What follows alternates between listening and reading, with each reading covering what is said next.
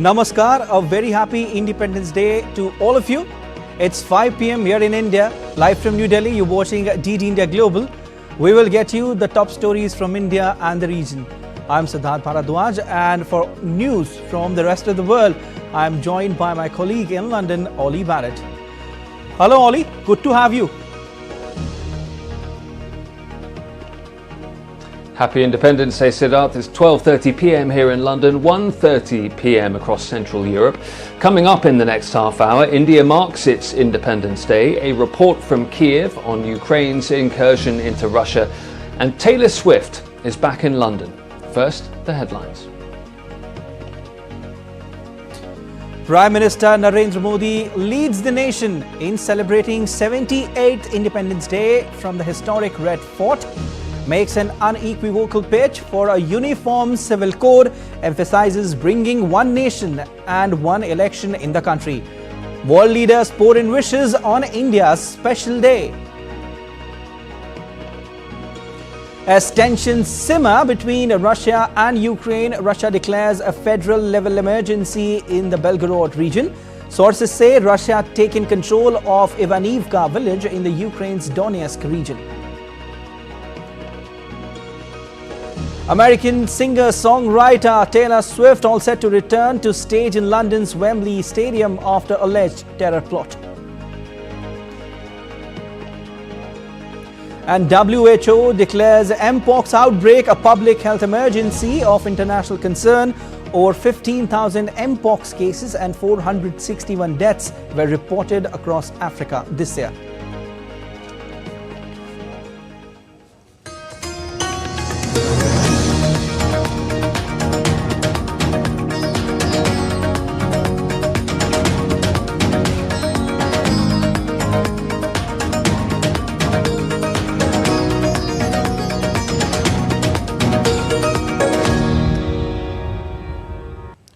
Prime Minister Narendra Modi underscored the imperative of implementing key reforms towards making India developed by 2047, inspired by the legacy of India's freedom struggle. Speaking from the historic Red Fort in New Delhi, he presented a compelling call for a secular uniform code of one nation, one election, and opening doors for youth Indian politics. DD India's Rahul Upadhyay reports.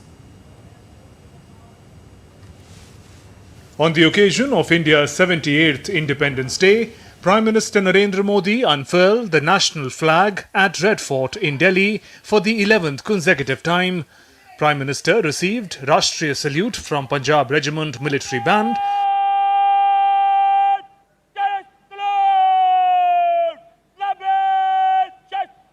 PM also inspected the Guard of Honour, which consisted of 1 officer and 24 personnel, each from Army, Air Force and Delhi Police. Addressing the nation from the ramparts of the Red Fort, Prime Minister recalled the sacrifices people made for the nation. He touched upon many issues of national importance in his nearly 100-minute speech. PM took a strong exception to crime and violence against women, in the backdrop of widespread protests across the nation against West Bengal's horrific rape and murder case.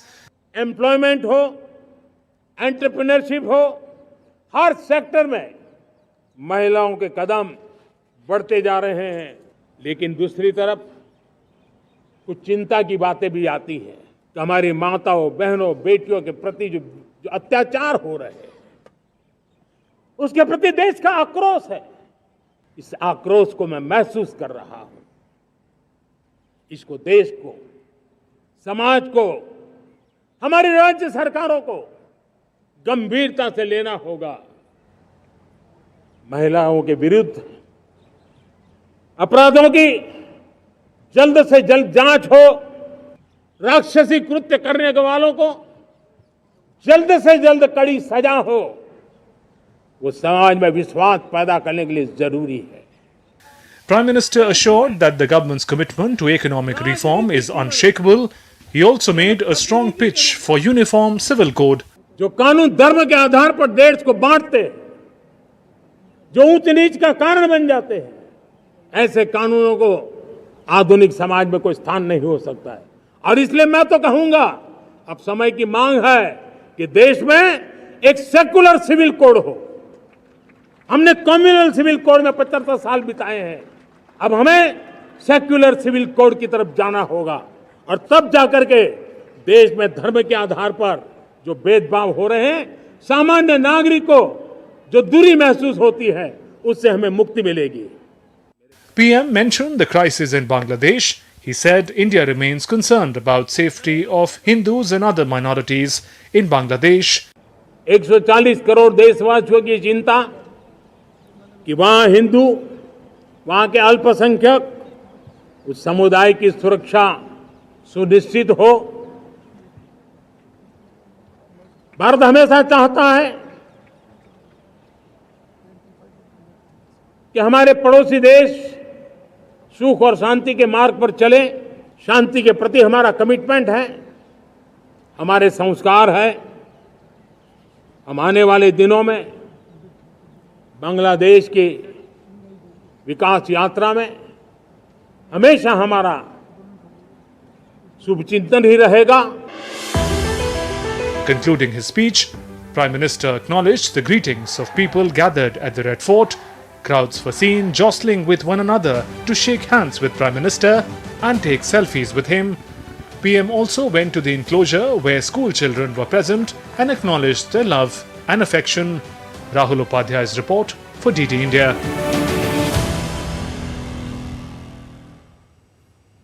On the occasion of 78th Independence Day, India's Prime Minister Narendra Modi outlined India's commitment towards becoming a global leader in semiconductor production.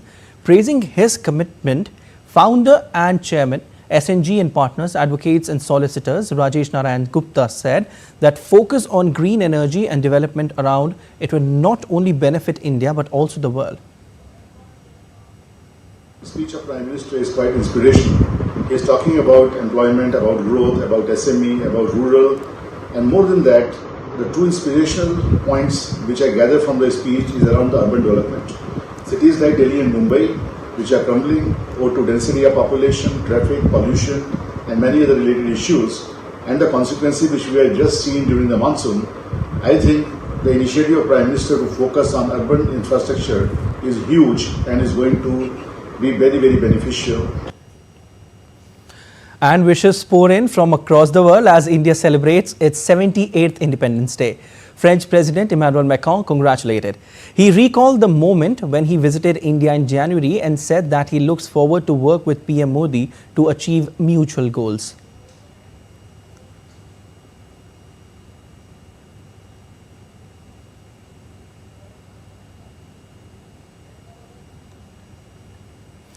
Nepalese PM also extended wishes.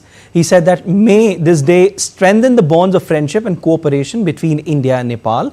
He also said that he looks forward to advance Nepal-India relations.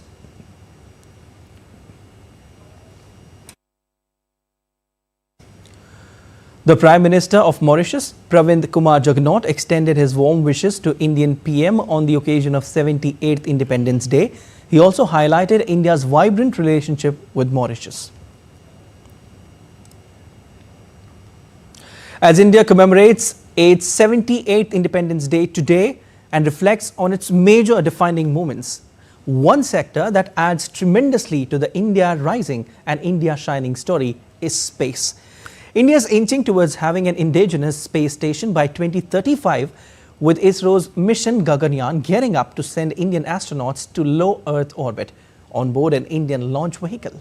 Demonstrating India's space prowess, PM Modi has called it India's stellar decade in space. DD India's Sakal Bhatt gets us more in the report that follows. ये सिर्फ 4 नाम और 4 इंसान नहीं है, ये 140 crore aspirations को space में ले जाने वाली 4 शक्तियां हैं। 40 वर्ष के बाद कोई भारतीय अंतरिक्ष में जाने वाला है। As nation celebrates its 78th Independence Day, Indian Prime Minister Narendra Modi's clarion call in February 2024, setting the tone for India's very own space mission with a spectacular launch of Gaganyaan. another significant step cementing India's space prowess globally. ISRO's ambitious mission Gaganyaan will send Indian astronauts on board an Indian launch vehicle, a defining moment in India's space journey. This mission is India's first human space flight program, for which extensive preparations are underway at various ISRO centers across the country. Two unmanned and one manned mission are approved by Government of India under this program. In a big first, 3-member crew will cover over 400-kilometer orbit in 3 days, followed by a safe return to Earth by landing in Indian sea waters. Superior and new technologies comprising engineering and human-centric systems are integrated for Gaganyaan, with human safety accorded paramount importance. Meet India's astronauts designate for Gaganyaan, who will carry in their hearts the aspirations of nation of billions to space. Group Captain Prashant Balakrishnan Nair, Group Captain Ajit Krishan, Group Captain Angad Pratap and Wing Commander Subhanshu Shukla are India's astronauts designate for Gaganyaan, India's first crewed space mission.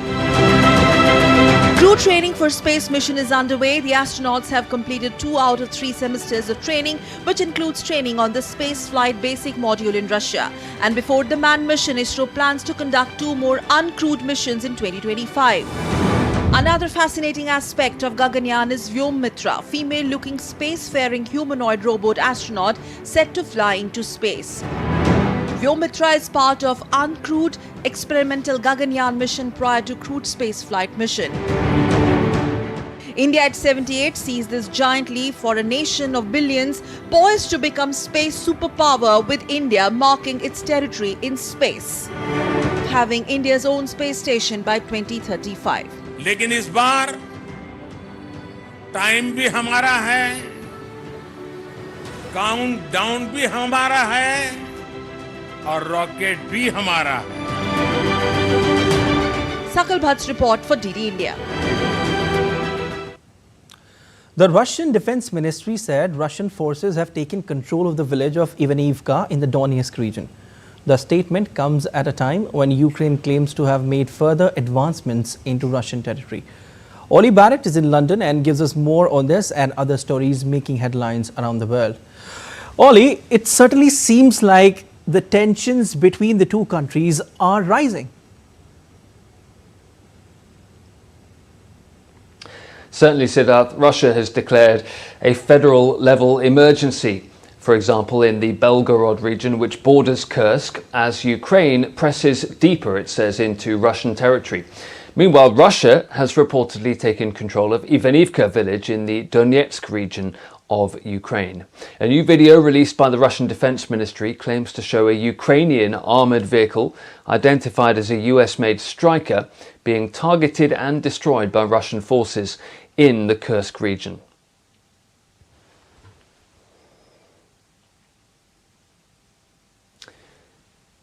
And DD India's Megami Lim sent us this report from Kiev.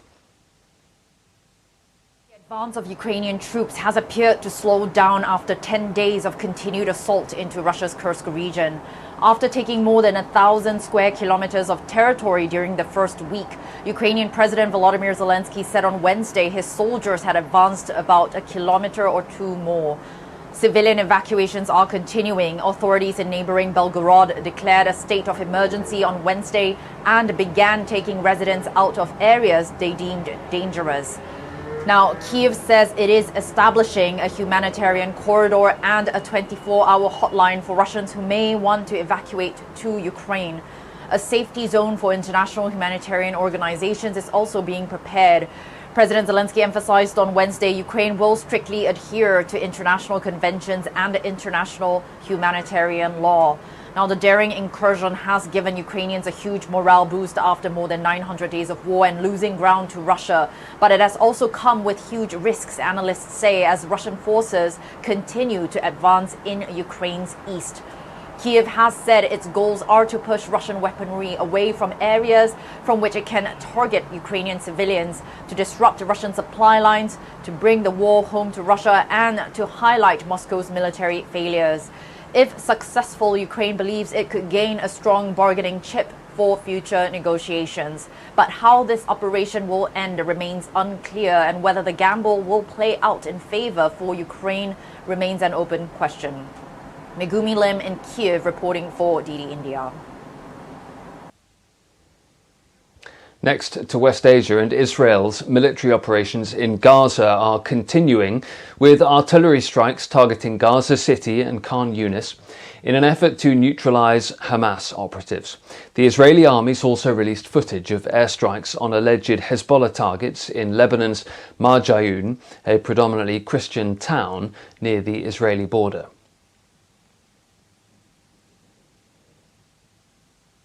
The possibility of a ceasefire in Gaza hinges on a new round of truce negotiations scheduled for Thursday in Doha in Qatar.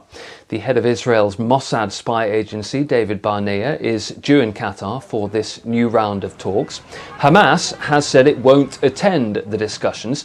The mediators, however, hope and expect to engage with the group afterwards. Protesters, including families of Israeli hostages, have rallied outside the Likud party headquarters in Tel Aviv, urging an immediate resolution to the conflict.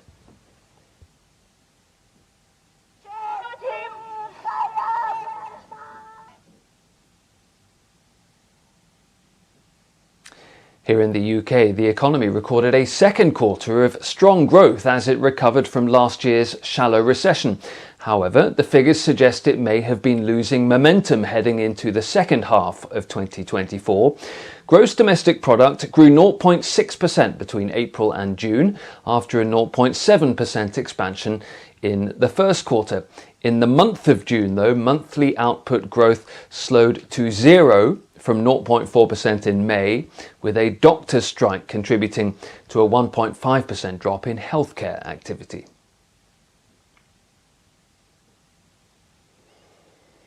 Taylor Swift performs here in London later with her first concert since 3 shows were called off in Austria last week because of an alleged terror plot.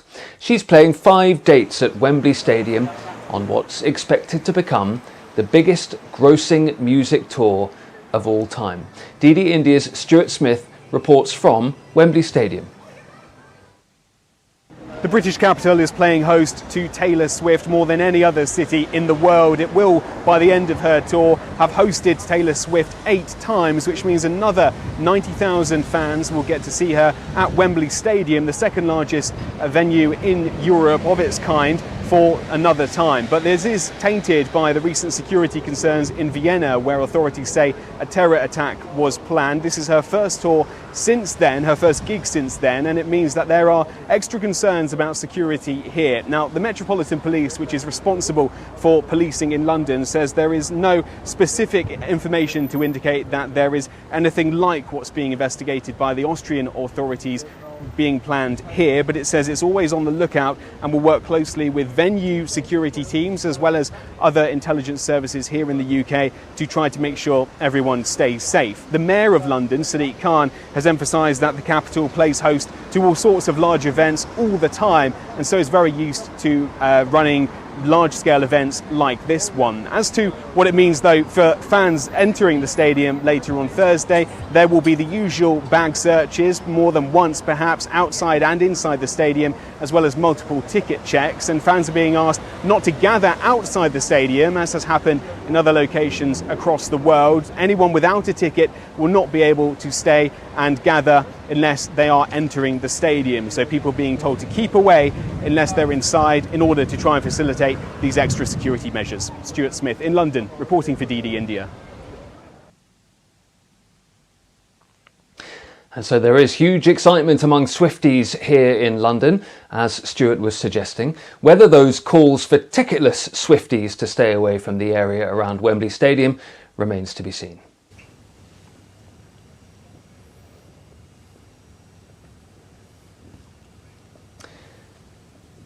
And so it could be a gig that goes down in folklore. It definitely won't be leaving a blank space here. Sit up, look what you made me do. Indeed. Thank you so much, Ollie. That was Ollie Barrett joining us from London. And still to come on DD India Global. Thailand's biggest party in the caretaker government announces Paetongtarn Shinawatra as candidate for Prime Minister ahead of a parliamentary vote. Indian High Commission in London celebrates 78th Independence Day at India House.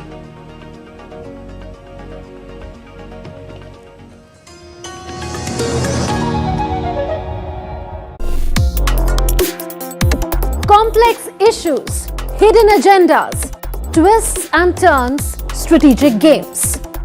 We think all dots are linked. We just need to connect them. Join me every week as I connect the dots to unravel hidden designs in statecraft, mysteries, and decode issues that matter to you. Watch Connecting the Dots with me at these times on DD India.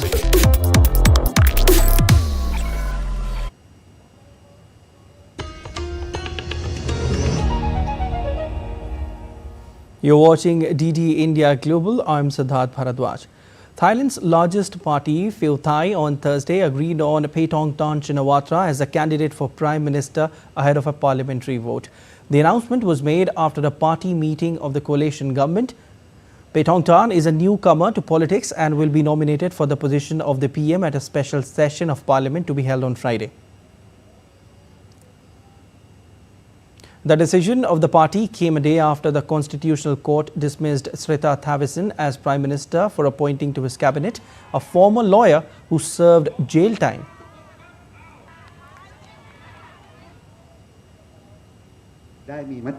Today, on behalf of the Pheu Thai Party and the coalition government, we stand united. After the Pheu Thai Party held a party executive meeting, we nominated Paetongtarn Shinawatra as the 31st Prime Minister of Thailand. Sri Lanka's election panel gave approval on Thursday for President Ranil Wickremesinghe to contest a presidential poll set for September 21. Wickremesinghe was among 39 other candidates to submit nominations for the vote. Opposition leader Sajith Premadasa and Marxist-leaning parliamentarian Anura Kumara Disanayake are seen as frontrunners. The World Health Organization has declared the mpox outbreak in Africa a public health emergency of international concern after the viral infection in the Democratic Republic of Congo spread to neighboring countries in Africa. The declaration was announced by the WHO Director General Dr. Tedros Ghebreyesus. It serves as warning to other countries about the potential spread of disease and calls for coordinated international response. Last week, I announced that I was convening an emergency committee under the international health regulations to evaluate the upsurge of mpox in the Democratic Republic of the Congo and other countries in Africa. Today, the emergency committee met and advised me that, in its view, the situation constitutes a public health emergency of international concern. I have accepted that advice. All right, let's take a look at other stories making news around the world. North Korea is preparing to welcome tourists to one of its cities this December after keeping its borders closed for almost 5 years because of the COVID-19 pandemic. Reports from a tour companies indicate that the northern city of Samjeong will open to visitors. North Korea had isolated itself from the world when the pandemic began in 2020. Japanese transportation services are taking precautions ahead of Typhoon Ampel's expected landfall on Friday, with railways and airlines cancelling services as the storm intensifies in the Western Pacific. This comes at a peak travel time, highlighting the need for safety measures to be in place. And Mount Etna erupted early Thursday, causing partial flight disruptions at Catania Airport. The volcano, one of the world's most active, has shown increased activity in recent days by spewing ash and lava. At 3,330 meters, Etna is Europe's tallest volcano. It holds the longest documented history of eruptions, with records dating back to 425 BC. Indian High Commission in London celebrated the 78th Independence Day at India House. The event featured a beautiful Bharatnatyam performance along with a soulful rendition of Vande Mataram.